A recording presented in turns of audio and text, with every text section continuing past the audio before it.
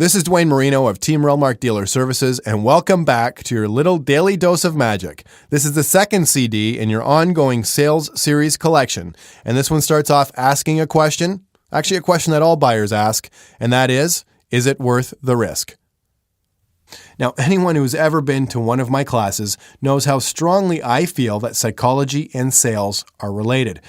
In fact, I think it's all psychology.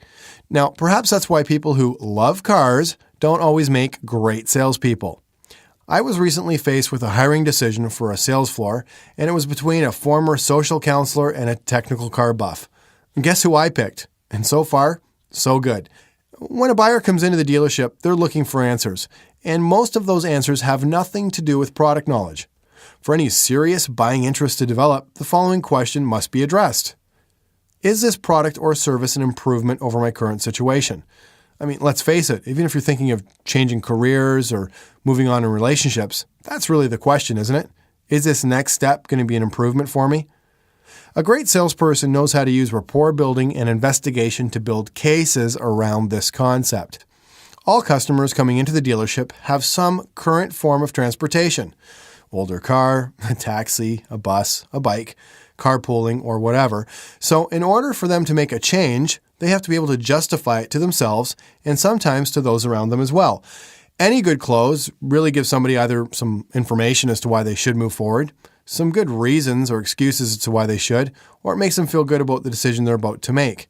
The second biggest question then becomes, if the first one's answered, is this product or service enough of an improvement over my current situation to risk change and justify the expense? Now, this is why your professional pre-appraisal of the trade-in, value-building walking presentation of the vehicle you're selling them, a driving presentation where you're present, service and parts and body shop walk and personal presentation are absolutely crucial. Your buyer is about to roll some very large dice, which often commits them to several years in payments. If those two questions are not answered during your time with them, there are truly not enough reasons for your buyer to risk change and justify spending their money.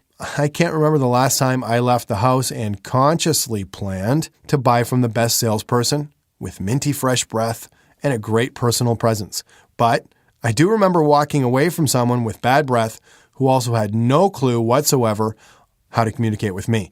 So most people aren't looking for reasons to buy from you. They're looking for reasons to reject you. So don't give them any. Interesting closing statistic on the first track here. 81% of business managers present only 2 out of their 5 core products. Remember, you can't sell a secret.